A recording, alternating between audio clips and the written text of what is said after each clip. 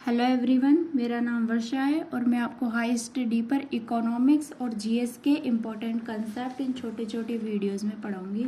आज का टॉपिक है इन्फ्लेशन। समझते हैं इन्फ्लेशन की डेफिनेशन से। सबसे पहले इन्फ्लेशन की डेफिनेशन समझने से पहले हमें एक बात ध्यान रखनी है कि इन्फ्लेशन का जो काउंट है वो एक फिक्स टाइम फ्रेम में होता है। मतलब एक निश्चित समय अंतराल में अपन वस्तुओं और सेवाओं की कीमतों में जो वृद्धि हुई है उसका मूल्यांकन करते हैं। ठीक है, समझते हैं। मान लेते हैं कि एक चॉकलेट है, उसकी कीमत है 100 रुपये। कुछ समय पश्चात इस चॉकलेट की कीमत हो गई 110 रुपये और वापिस से अगर ये चॉकलेट थोड़े टाइम बाद में 100 रुपये की हो जाती है तो इसको इन्फ्लेशन नहीं कहेंगे, क्योंकि इन्फ्लेशन में जो बात सबसे इम्पोर्टेंट है वो क्या है कि इसमें वस्तुओं और जो सेवाएं हैं उन सब की कीमत एक निश्चित समय अंतराल में बढ़ जाती है और एक फिक्स प्राइस लेवल पे जाके स्टेबल हो जाती है। मतलब कि ये वापिस से सेम प्राइस पे नहीं लौट के आ सकती जो पहले थी।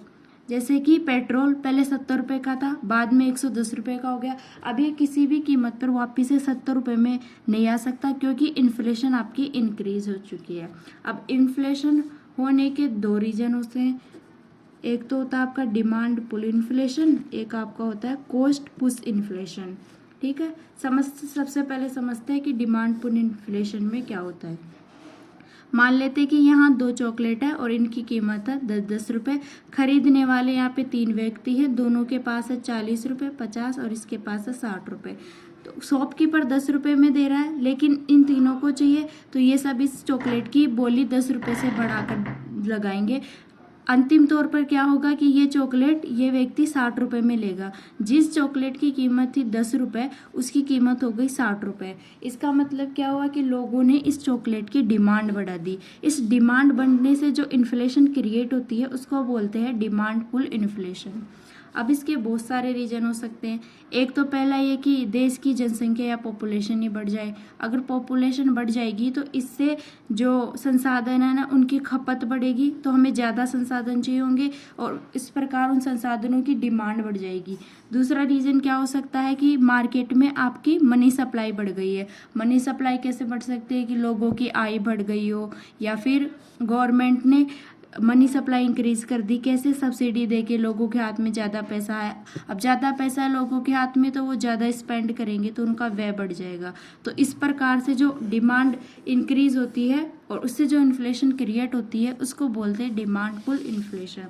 दूसरी जो इन्फ्लेशन है वो है कॉस्ट पुश इन्फ्लेशन।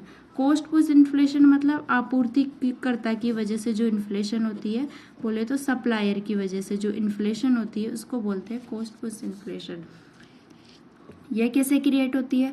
जैसे कि फैक्टर होते हैं इसके कुछ। मान लेते हैं कि जो आपका कच्चा माल था उसकी प्राइस बढ़ गई, या फिर जो इसके पास भूमि थी उसका किराया इसको ज़्यादा देना पड़ गया, या फिर जो लेबर इसके पास काम कर रहा था उसको जो वेजेस देनी थी उसकी मजदूरी दर बढ़ गई। तो इस प्रकार मिला के जो टोटल था इसका फैक्टर कॉस्ट आती है वो ज़्यादा बढ़ जाती है। इस वजह से फिर ये जो भी सामान बनाएगा उसको मार्केट में उससे ज़्यादा कीमत पर बेचेगा। इस वजह से जो क्रिएट हुआ उसको बोलते हैं कॉस्ट पुश इन्फ्लेशन।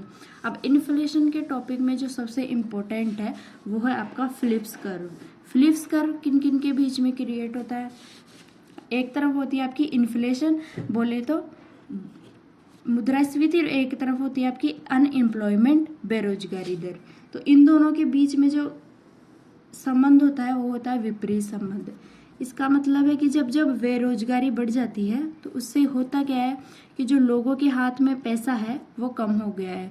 मतलब मनी सप्लाई कम हो गया, और जब मनी सप्लाई कम हो जाता है तो ये आपको रेपो रेट वाली वीडियो में बताया था कि मनी सप्लाई के कम होने से जो आपकी इन्फ्लेशन है वो कम हो जाती है। इनडायरेक्टली क्या मतलब हुआ कि बेरोजगारी के बढ़ने से आपकी इन्फ्लेशन कम हो गई। तो इन दोनों के बीच में जो संबंध क्रिएट होता है उसको बोलते हैं इन्वर्सली प्रोपोर्शनल का। और इसका विपरीत भी सही है कि जब बेरोजगारी कम होती है तो इन्फ्लेशन ज़्यादा हो जाती है। यह फिलिप्स ने दिया था। इसका एक एक्सेप्शन है वो है स्टैगफ्लेशन। स्टैगफ्लेशन में क्या होता है कि जो आपकी इन्फ्लेशन है और जो आपकी अनएम्प्लॉयमेंट है ये दोनों एक साथ एग्जिस्ट करती है। तो इससे क्या होता है, इकोनॉमी में इन्फ्लेशन भी है और ये अनएम्प्लॉयमेंट भी है। तो ये किसी भी इकोनॉमी के लिए लॉस वाली सिचुएशन होती है, जो कि फिलिप्स कर्व का एक अपवाद है, इसको याद रखना है। यहाँ तक ठीक है। अब इसको कंट्रोल करने के आपके मेजर्स कौन उठाएगा? ये तो आपकी आरबीआई उठा सकती है और एक गवर्नमेंट उठा सकती है। आरबीआई इन्फ्लेशन को कंट्रोल करने के लिए क्या क्या कर सकती है? इसके जो इंस्ट्रूमेंट है, आप रेपो रेट हो गया, रिवर्स रेपो रेट हो गया, सीआरआर हो गया, एसएलआर हो गया, इन सब के माध्यम से मनी सप्लाई को कंट्रोल करती है और इनडायरेक्टली फिर इन्फ्लेशन को कंट्रोल करती है। गवर्नमेंट भी इसमें डायरेक्टली इंटरवीन करती है। वो कैसे? गवर्नमेंट मनी सप्लाई कम कर सकती है मार्केट में। वो कैसे कम कर सकती है? या तो टैक्स इंक्रीज कर दे, उससे क्या होगा कि जो लोगों के हाथ में पैसा है वो वहां से निकल के गवर्नमेंट के पास जाएगा, तो वो कम चीजें परचेज कर पाएंगे।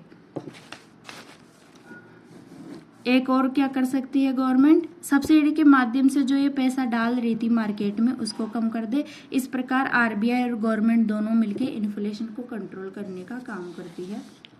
आगे बढ़ते हैं। जो इन्फ्लेशन को मेजर करने के मेथड है उसमें आपके दो इंडाइसेस इंपॉर्टेंट है।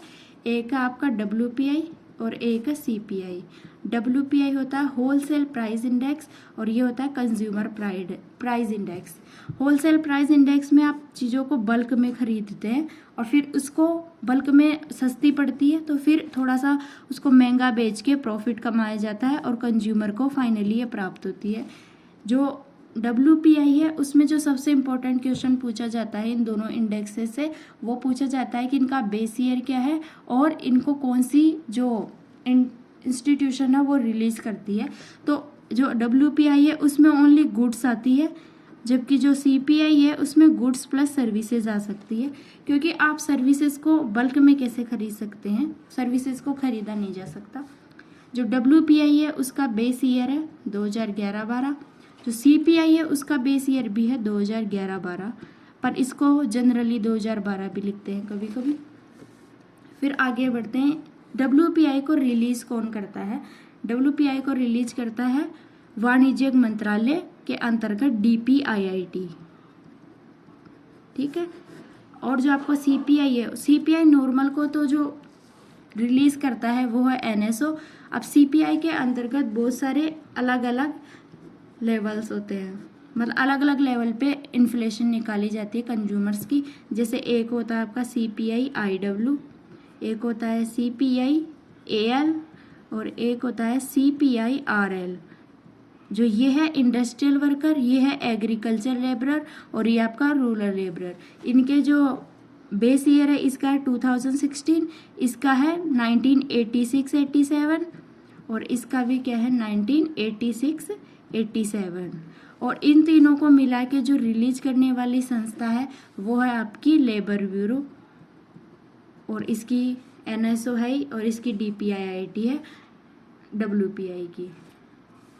ओके, ऐसे ही कंसेप्ट और समझने के लिए हाई स्टडी चैनल को सब्सक्राइब कर लीजिए। ऐसी और भी छोटी छोटी वीडियो में आपको अच्छे अच्छे कंसेप्ट मिलेंगे और करंट अफेयर्स की वीडियो भी जल्दी आएगी।